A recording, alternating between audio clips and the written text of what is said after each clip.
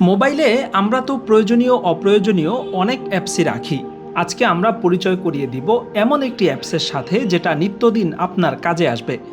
BD cash counter এই অ্যাপের মাধ্যমে আপনি মৌলিক ৩টি সুবিধা পাবেন, যার প্রথমটি হচ্ছে এইজ ক্যালকুলেটর। এখানে আপনি শুধু জন্ম তারিখটা বসালেই হবে। এরপর দেখবেন আপনার বা আপনার শিশুর শুধু বয়স নয়, বরং এই দুনিয়াতে সে আসার পর মোট কত বছর, কত মাস, কত সপ্তাহ, কত দিন, কত ঘন্টা, কত মিনিট, এমনকি কত সেকেন্ড হয়েছে, সবই নিখুঁতভাবে জানা যাবে এই অ্যাপ থেকে। আগামী বছরগুলোর জন্ম তারিখগুলো কোনটা কী বারে সেটাও একই চার্টে চলে আসবে। আমরা আমাদের মোট বয়স কত বছর সেটা জানলেও মোট বছরের পর যে খুচরা দিনগুলো আছে সেগুলো বলতে পারি না, যার ফলে বাচ্চাদের স্কুলে ভর্তি বা চাকুরির আবেদন যেসব ক্ষেত্রে বয়সসীমা রয়েছে, সেখানে বয়সসীমা পার হওয়ার আর কতদিন বাকি আছে সেগুলো সব নিখুঁতভাবে এখান থেকে বুঝে নেওয়া যায়।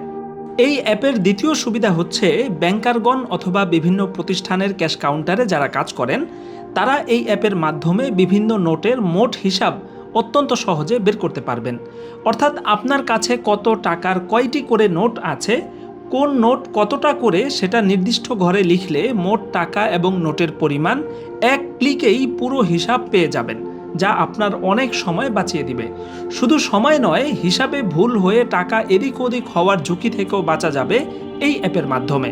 এখানে আরেকটি বড় সুবিধা হচ্ছে ক্যাশ কাউন্টারের এই হিসাবটা করে হোয়াটসঅ্যাপ, মেসেঞ্জার, ফেসবুক, ইমেইল সহ যে কোনো মাধ্যমে আপনি শেয়ার করতে পারবেন, যে কোনো দায়িত্বশীলের কাছে পাঠাতে পারবেন।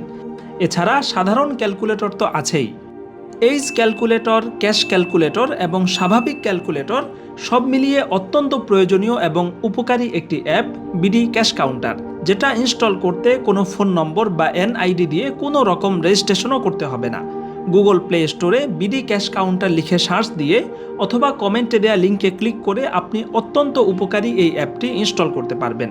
অ্যাপটি ভালো লাগলে ওপরে বাম পাশে মেনু বাটন থেকে রেট মি বাটনে ক্লিক করে প্লে স্টোরে গিয়ে রিভিউ দিতে পারেন। প্রয়োজনীয় এই অ্যাপটি আপনার দৈনন্দিন জীবনে যথেষ্ট কাজে আসবে বলে আশা করা যাচ্ছে।